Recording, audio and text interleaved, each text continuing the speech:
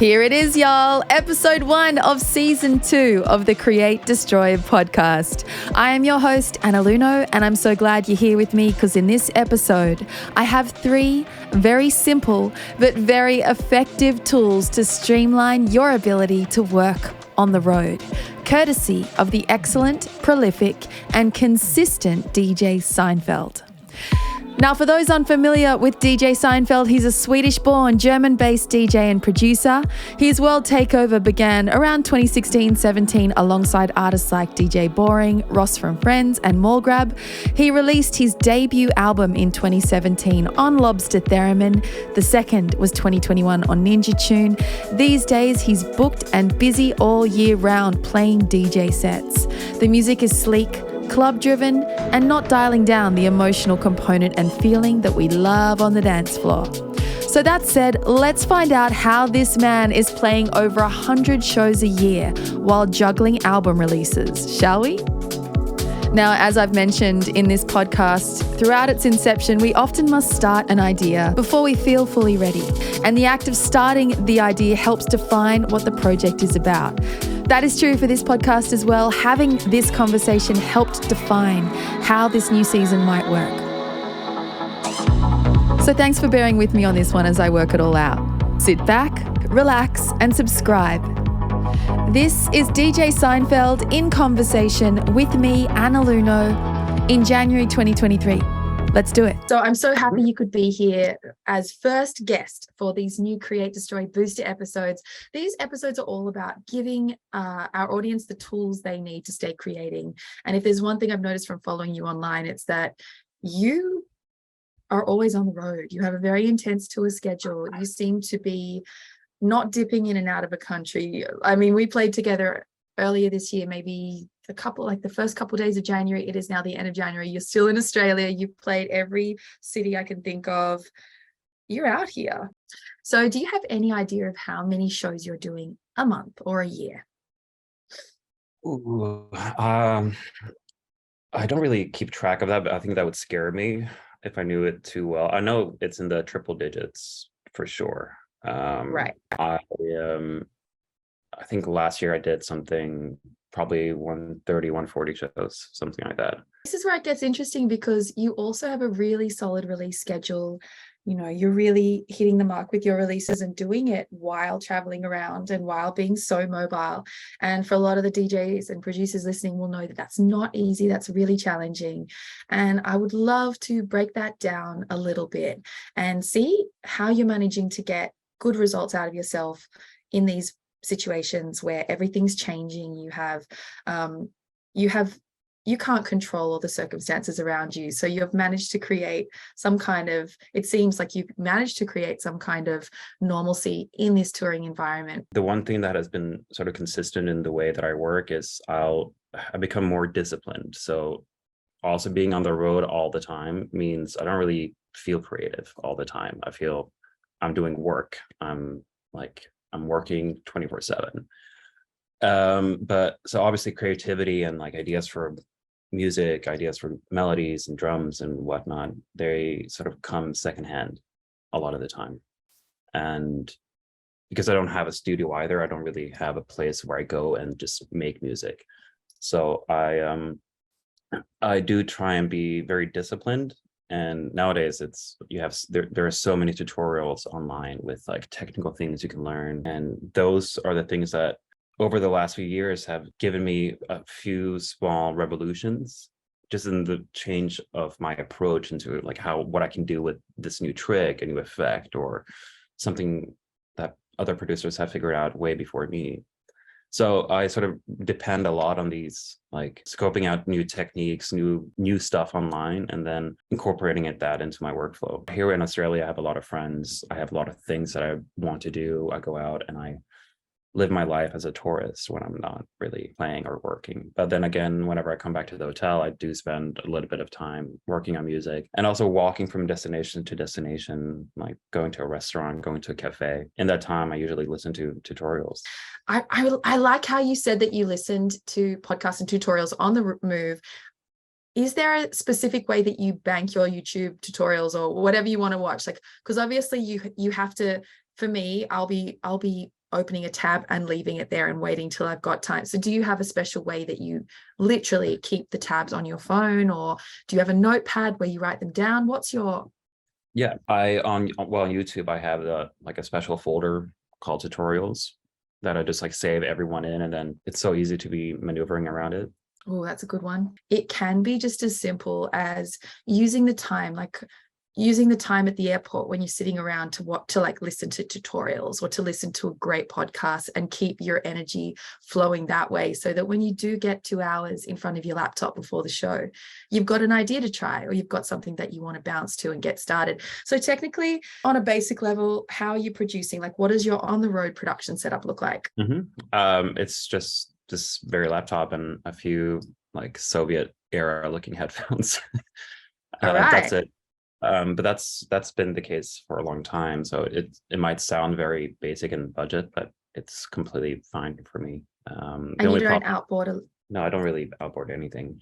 I just have a lot of VSTs and plugins, and the only problem is my computer's CPU capacity is just going down dramatically. So you managed to write your chords on the keyboard then? Yeah, or I usually just map it out in my head, or like on the screen. Ooh, that's a good skill to have. I wish I could do that.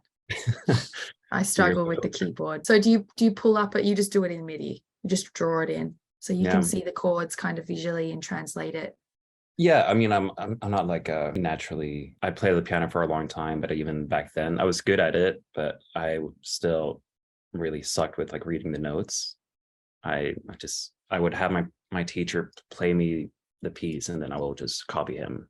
And I could sort of follow notes, but I wouldn't be able to like figure out immediately what a chord is, or like what it's supposed to be. And it's sort of the same thing that I've been keeping with me now.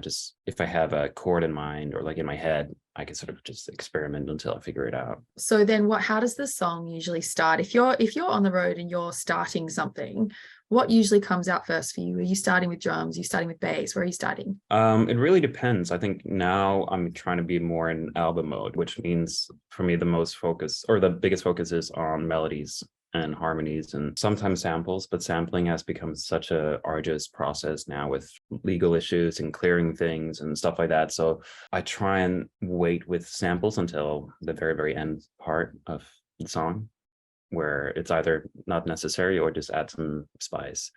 But yeah, I think in album mode, I definitely try and think about melodies and trying to make it pretty. And then over time, I think drums come in, and then I have like a preset folder of like different types of beats, like be it UK garage, be it house, be it something else. And I just use that as a standard template to bounce ideas against. And that's a good tip. So having a folder that has a whole bunch of basic drum options, so that when you have some chords down, you can just run through your drum options and see, what might be fitting these chords. Yeah, exactly. I think that's cool.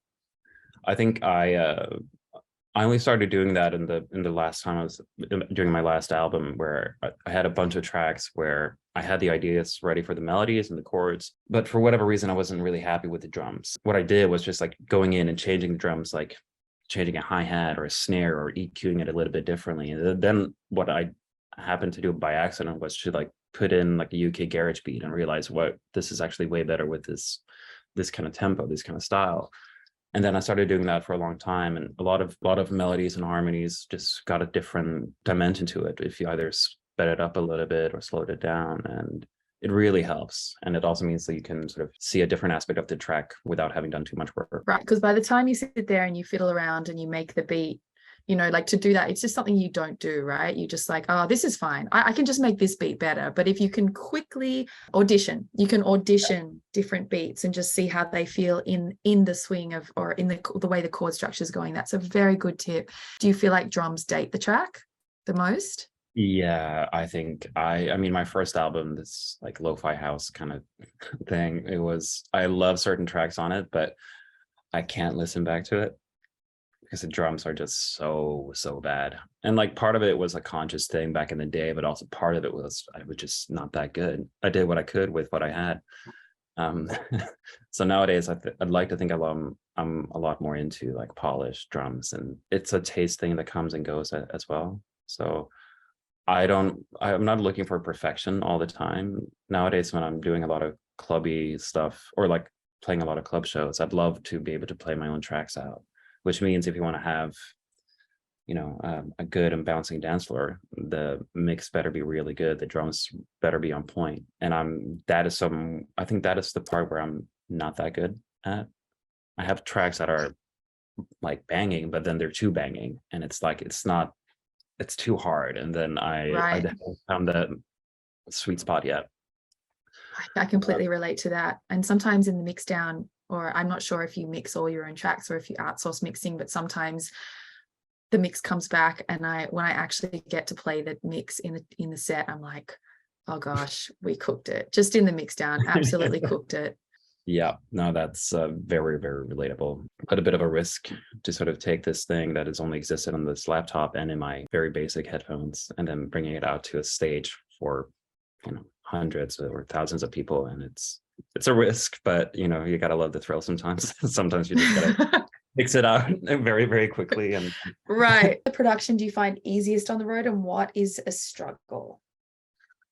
I find melodies the easiest on the road. I think whenever I do work on airplanes, I do it because it makes me tired and sleepy. So I have like if I, especially on a long flight, if I sit with my computer and work in Ableton for an hour, I'm gonna be falling asleep very, very soon thereafter. But because I'm also sitting with like AirPods, I know like the drums are not going to be that important to me. I just, like, as I said before, like some auditioning loops or some reference loops. And when you're up in the air, I mean, it sounds a little bit cheesy, but you have all these, you look out and through the window and you feel emotional, you feel nothing, you feel all these ranges of emotions. So I experiment a lot with melodies on those planes and take my time. I get extra emotional on planes. I don't know if you watch movies sometimes on the planes, but I always cry. So I feel like you're absolutely hitting the nail on the head there. It's a really good time to use that energy and all that extra emotion and get it down. That's it. I don't know how many times I cried to Interstellar, and I know I'll be doing the same thing on my way back tomorrow. That's what the album's called. It's called Interstellar, and it's just tracks that you wrote after you watched Interstellar. It's either that or crying to Interstellar. A great title for an album, I think. I think there's a stigma with like using presets nowadays that, I don't know, like chin strokers are like, oh, you just use a preset. I'm like, well, sometimes a preset is really good. And I think a lot of people get bogged down with doing like sound design and stuff like, which is fun, which is fine. I just think don't waste too much time on those kind of things. Sometimes a preset is your best friend, and there's going to be time enough for you at some point to be experimenting with those kind of things. I think it's just so easy to get lost in those kind of like sound design kind of things every now and then. And I think it's not as important if you're desperate to release a record tomorrow, or like if you're just starting up, like going into sound design, it's probably going to be delaying that process for like a couple of years. 10 years, probably. 10 years, something like that. Yeah. That's so true. And I'm not saying that to detract from like the actual beauty of doing sound design. I'm horrible. Like I barely know the basics of that. I just mess around until I get something that I like. But yeah, just avoid stigmas with those kind of things, because I know how many times people like use that argument, and it's just so boring to me. One thing that I've become a lot better at, especially on the road, is picking out tracks that I like from other people and then referencing them to whatever you have. And like sometimes if I want to write like a sad track, I just sort of go through my Spotify. Not that I never want to write sad tracks, but I want to write beautiful stuff. And I usually find one or two, three artists who I didn't know about before, but I make a conscious effort of trying to explore something else. And recently it's been like, it sounds really like chin strokey, but like French jazz artists from the 60s. And most of it I don't really like, but every now and then you come across something that is just a lot different from the rest of the discography, and it's super beautiful. And it's completely changed like the way I the way I was thinking about a few different tracks of mine. And I think sometimes it just helps to nerd out in a very specific way. And when you're on the road, it's just so easy to do that. It doesn't take any time, and you just, worst case, you listen to some French jazz. Totally. And you do have to break the feedback loop of what everyone else is releasing, what everyone else is playing, having something new to bring to the table and referencing things that people aren't referencing. I think that's super important for the ecosystem and for, the living, breathing ecosystem of dance music. We've all got to be bringing something new to the table. 100%. Yeah. And I think that's where sampling is, it can be done in such a beautiful way. But yeah, I'm just terrified of sampling these days. Not that anything bad has happened. It's just sampling is great. It can help you do a lot of things. And if you can get your sample replayed, resung, whatever, go for it. But also, that's another tip I forgot. There's a site called Tracklib, I guess very popular among some people. The Tracklib is a beautiful website. It has so many samples all around the world, and most of them are cleared and meaning essentially ready to go if you wanted to use them. And I go through that site all the time, scouring through sounds, and yeah, it's really, really good. So that's a nice travel activity in space, in transit activity. Can you do that on your phone? Yeah, you can. I think the album format has changed nowadays, but some of the albums that I would go through 12 tracks that I absolutely did not find interesting, and then the 13th track is just beautiful. And that is it's annoying because I have to listen to 12 other tracks, but the 13th track made everything kind of worth it. And only because it was so different from the rest. And I think I kind of like the idea of albums being very internally dispersed, if that makes sense. It can be all around the spectrum. For you, you're going into album mode. What are you going to tweak about your year this year when it comes to touring or when it comes to delivering music? What are you tweaking? I think I'm going to try and be a lot more healthy.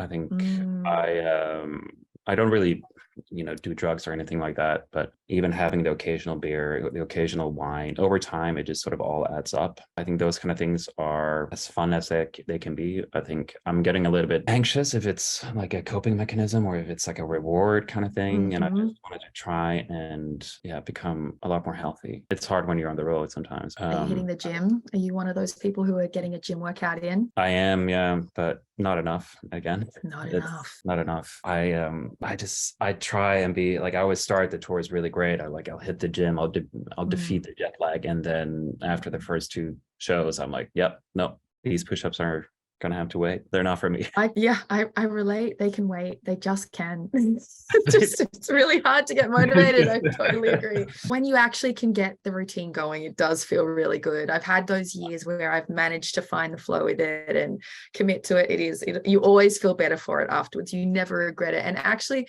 when you're living on less sleep, it does this cosmic thing where it makes you need less sleep. I listened to this podcast about habit forming, and it said that you need 3 things to form a habit. So I'm going to share it with you and our listeners. The first thing you need is a cue, like an audio cue to do the habit. So whether that's setting an alarm in your phone and having an audio cue that triggers that it's time to go. You need to do the habit and have it be accumulative, or have it be able to tick it off. So it has to be a specific task, whether that's do 20 push-ups, whether that's run for 5 kilometers on the treadmill, whatever that thing, you have to be able to name it and tick it off. And the third thing is you need to reward yourself within 2 minutes psychologically, which I feel like that's a really good one. If you give yourself some kind of reward, whether it's having your morning coffee, whether it's allowing yourself to scroll TikTok for 30 minutes, if that's your thing, or 20 minutes, 50, maybe 5 minutes, let's just keep it under control. Find a habit to bookmark it so that you feel good about it, and psychologically that will imprint it in your brain and make it easier for you to want to do it next time. I like that. All right, so I'm collating our tips right now. So we've got our YouTube tutorials. We've got a folder on our YouTube where we save our tutorials, have them on our phone, be ready to watch them while we're on the move. You've got your drum folder where you're keeping your Audition sample ready drums so that you can write your chords while you're watching Interstellar or other such emotional films, high up in the sky, and then have those emotions ready to translate, get them down on your laptop, and have some drum loops ready to audition and hear different sounds. Love that. Trench jazz. We're listening to different genres, and we're dipping in, finding new inspiration and adding new ideas into our production. And you're also auditioning songs that you're hearing around. Thank you for taking the time out to share some of your process. I appreciate it so much. Thank you, Anna. I hope you have a great week, great year, and hope to see you soon.